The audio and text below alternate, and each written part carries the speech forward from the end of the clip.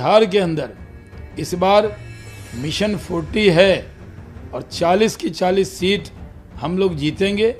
बिहार में एक collective leadership है, एक सामूहिक नेतृत्व है एनडीए का और भारतीय जनता पार्टी का, और सब लोग इसी मिशन में लग गए हैं कि हम 40 की 40 सीट बिहार से जीतकर नरेंद्र मोदी जी को प्रधानमंत्री बनने में इस बार हम लोग 100% सीट जीतेंगे। कांग्रेस प्रेसिडेंट मल्लिकार्जुन खड़गे जी ने खुद ही स्वीकार कर लिया कि उनके बीच में भारी डिफरेंस है, विचारधारा एक नहीं है, आइडियोलॉजी एक नहीं है। उनके स्टेट में आपस में लट्ठम लट्ठा चलता है। अभी बंगाल के अंदर ममता जी ने कांग्रेस के और कम्युनिस्ट के कार्यकर्ता को बीजेपी के कार्यकर्ताओं के साथ तो मारपीट की, लेकिन कांग्रेस और कम्युनिस्ट के कार्यकर्ताओं को भी मार मार कर लाल कर दिया। फिर भी वो लोग इकट्ठे बैठे हुए हैं और जो कांग्रेस के कार्यकर्ता होंगे उनको दर्द हो रहा होगा। उसी तरह नीतीश कुमार जी भी बीजेपी पर ज़बरदस्त हमला करके एक कार्यकर्ता की हमारी हत्या हो गई बिहार पुलिस के ज़रिए, उसके बाद वो वहाँ पहुँचे हैं। एक दूसरे के बारे में उनके विचार आज भी सोशल मीडिया पे सब लोग सुन रहे हैं। ये विचारधारा की बात नहीं है, ये एक मुद्दे से जब ये कहते हैं कि वो देश बचाने के लिए इकट्ठा हुए, वो खुद को बचाने के लिए इकट्ठा हुए, एक दूसरे का सहारा बन रहे हैं जो भ्रष्टाचार में लिप्त हैं, जो अपनी पार्टी को नहीं बचा पा रहे हैं, और सारे महत्वाकांक्षी लोगों का गठबंधन है। सबके मन में मुंगेरी लाल के हसीन सपने पल रहे हैं, सबके मन में प्रधानमंत्री पद का लड्डू फूट रहा है। प्रधानमंत्री पद खाली नहीं है। 2024 में भी नरेंद्र मोदी जी एनडीए के नेता बनकर 3/4 बहुमत प्राप्त करेंगे और फिर से प्रधानमंत्री बनेंगे। हमारे साथ दल भी ज़्यादा है, हमारे साथ जनता का दिल भी ज़्यादा है।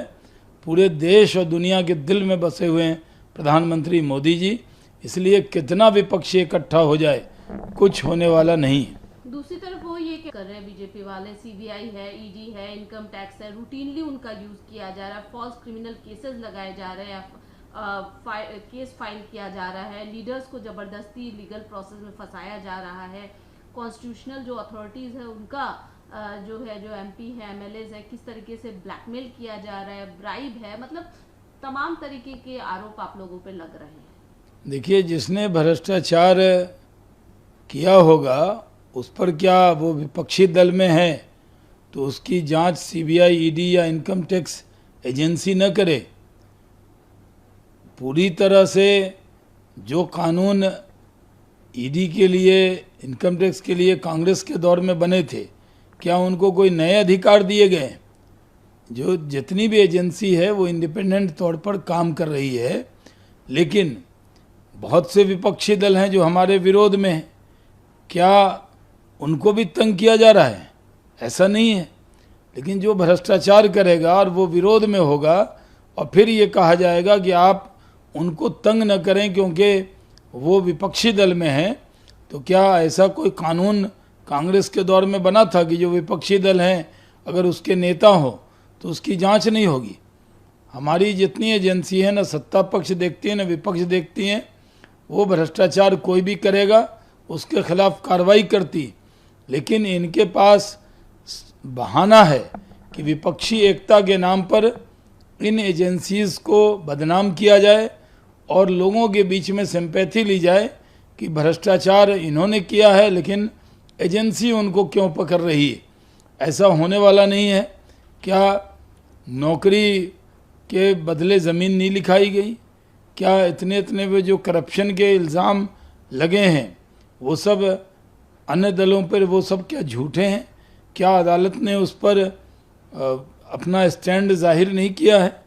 तो ये सबको मालूम है कि ये सब कई कार्रवाई अदालती प्रक्रिया से हो रही है और कई एजेंसीज अपना काम कर रही है। बाद में तो सबको अदालत में ही जाना है, लेकिन जिस तरह का इल्ज़ाम लगाया जा रहा है, ये देश की जनता को मालूम है कि प्रधानमंत्री नरेंद्र मोदी जी ने साफ कहा है, न हम खाएंगे न खाने देंगे, और जो खाए पिए लोग हैं उनसे भी उगलवाएंगे इसी मिशन को लेकर हमारी एजेंसीज काम करती है। सर दूसरी तरफ नहीं पड़े हैं बेंगलुरु में, क्या कहेंगे इस विषय पर? ये तो कांग्रेस ने सही नहीं किया, यानी घर बुला लिया और अपमान भी कर दिया। वहाँ पर कांग्रेसियों ने ही ये पोस्टर लगाए हैं, नीतीश कुमार जी के साथ बड़ा अन्याय किया। ऐसे तो अतिथि देवो भव कहे जाते हैं। जब अतिथि को बुलाया तो कांग्रेस की सरकार है कर्नाटक में, और हर चौक चौराहे पर उनके बारे में जिस तरह की बातें लिखी गई, कितना मन उनका दुखी हुआ होगा। और कितना उन्होंने बिहार में कांग्रेसियों का स्वागत किया था, लिट्टी चोखा खिलाया था, बढ़िया बढ़िया व्यंजन खिलाए थे, अच्छा सिला दिया उन्होंने लिट्टी चोखा के स्वाद का। बेंगलोर में ही लगा दिया, उनके नाम के नाम लिए अनरिलायबल प्राइम मिनिस्टर मटेरियल कह के लगाया, क्योंकि जो लोग कांग्रेसी हैं वो बयान भी दे रहे हैं कि वो राहुल गांधी को प्रधानमंत्री देखना चाहते हैं, और जदयू के नेता नीतीश कुमार जी को प्रधानमंत्री देखना चाहते हैं। इसलिए उनका मन न बढ़े, इसलिए कांग्रेसियों ने ऐसे पोस्टर लगाए हैं। ऐसा नहीं करना चाहिए कांग्रेसियों को नीतीश कुमार जी के साथ। दूरी वाली है, बड़ी बैठक है, 38 पार्टियां जो हैं वो शामिल हो रही है, अभी तक की जो सूचना है। किस तरीके से देखते हैं, कितना पार्टी मजबूत होगा? देखिए, देश की जनता का विश्वास प्रधानमंत्री नरेंद्र मोदी जी में है, पूरे दुनिया का विश्वास प्रधानमंत्री जी के साथ है। देश की आवाम जो सोचती है वही अन्य दल के लोग भी सोचते हैं, इसलिए ज़्यादातर लोग नरेंद्र मोदी जी के नेतृत्व में देश को आगे बढ़ाने के लिए एनडीए से जुड़ रहे हैं। बड़ी तादाद में हमारे साथ कई दल आए हैं और ये संख्या 38 हो गया है अभी तक।